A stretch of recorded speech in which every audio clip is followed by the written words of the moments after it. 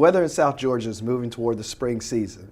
More residents will be spending time outside around their grills. We have Tangela Rowe from the Valdosta Fire Department here to give us tips on how to stay safe while we're grilling.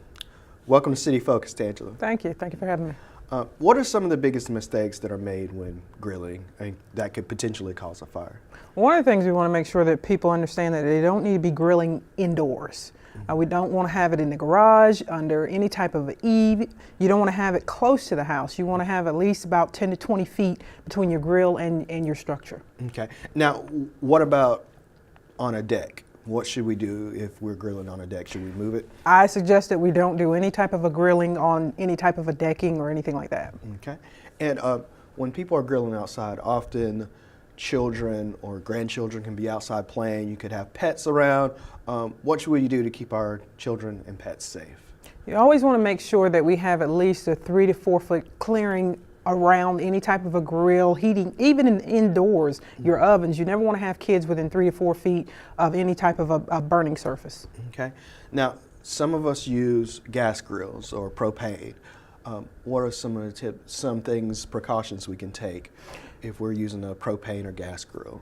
Well, you want to make sure that when you're using a propane grill, you want to make sure that you're checking all of your hosing, making sure that everything is tightly connected. You want to make sure that there's no bubbling or anything like that. If you smell gas while you're cooking, turn it off. Call it if it's causing any type of an issue for you. Call the fire department. If you're not sure, just call us. We'll be there.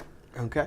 Now, you know, the weather's kind of perfect for grilling, but also we have, you guys have a lot of calls for cooking fires. Just to remind people, what about cooking fires? What should we do about cooking fires? One of the main things you want to make sure of is that you're not leaving your cooking unattended.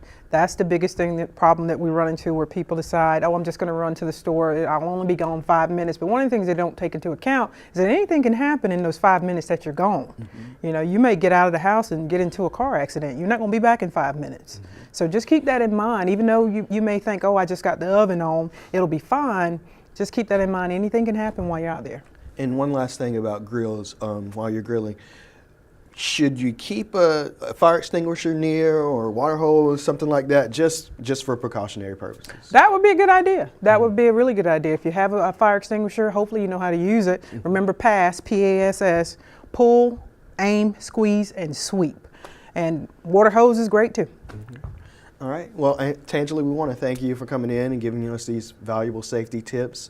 And we'll be back here on City Focus.